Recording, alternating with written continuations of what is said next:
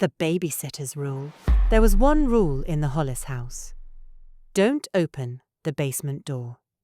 No matter what you hear, no matter what you think you hear, no matter how long it goes on, or how wrong it feels to ignore it. Just don't open the door.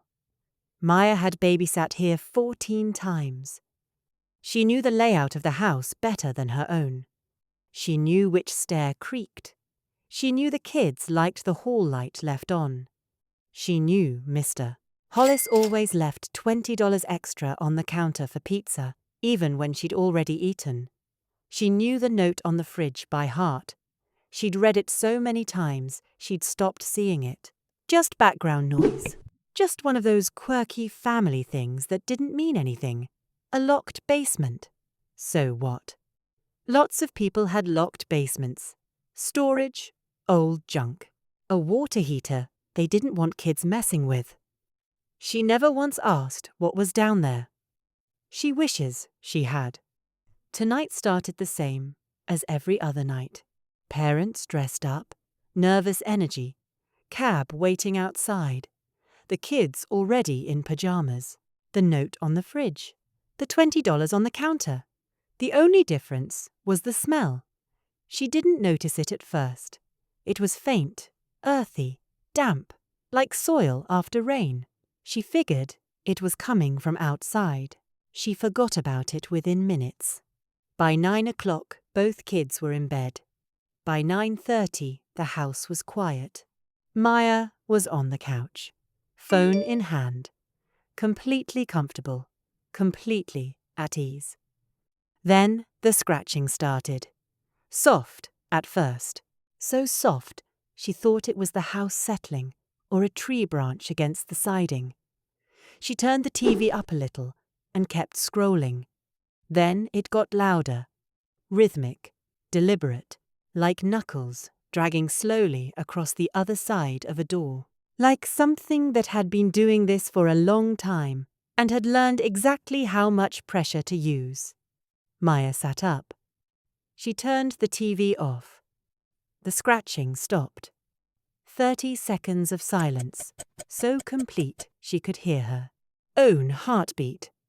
She almost laughed at herself, almost. Then the voice came.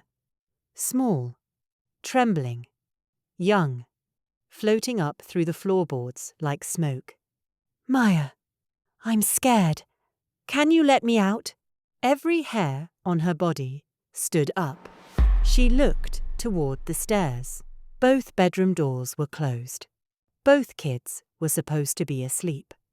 She'd checked on them 20 minutes ago. She told herself one of them had gotten up, wandered down, somehow gotten into the basement. It was a reasonable explanation. It was the only explanation that made sense. She walked to the basement door slowly. The smell was stronger here. That earthy, damp smell rising from underneath. Her hand found the handle. She told herself she was being responsible. She told herself a good babysitter would check. She opened the door. Darkness. Stairs disappearing into black below her. The smell hit her fully, now deep and cold and ancient, like something that had never seen sunlight. She reached for a light switch on the wall and found nothing, just smooth drywall where a switch should have been. She leaned in and squinted into the dark. Nothing moved. Nothing breathed. Just silence and the smell and the darkness going down, then giggling from behind her. She spun around. Both kids stood at the top of the stairs, wide awake, smiling down at her, with expressions that didn't look quite right. Too calm.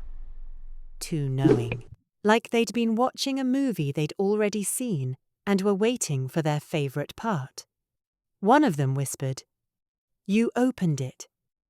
The other one said, "You weren't supposed to open it." Maya turned back to the basement. Two eyes opened in the men, dark, low to the ground at first, then slowly, slowly rising, like something unfolding itself from a crouch it had held for a very long time, patient, unbothered, like it had all the time in the world. It stepped into the thin light spilling from the hallway.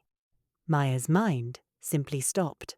It was wearing her hoodie, holding her phone. It had her hair, her height, her posture, the small scar above her left eyebrow she'd had since she was 7 years old. It had her face. Every single detail perfect. Except for the eyes. The eyes were completely black. No iris, no white. Just 2 dark spaces where eyes should have been, staring at her with an expression she could only describe as patient, like it had been waiting for exactly this moment and had never once doubted it would come. It looked at her for a long time. Then it smiled. Her smile, her exact smile. And, in her own voice, it said, "Don't worry, they'll be fine." A pause. "I've been doing this job for years." The door closed. The lock clicked. From the inside. Upstairs, the kids padded back to their rooms. The hall light clicked off. The house went quiet. On the fridge, the note remained.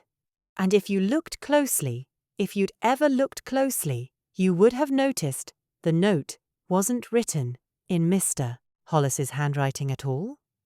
It was written in Maya's. If you made it to the end, she's already watched you watch this. Subscribe for a new scary story every single week. Hit the like button if this one got under your skin. And leave a comment. I want to know what moment got you. Was it the eyes? Was it the note? Tell me below.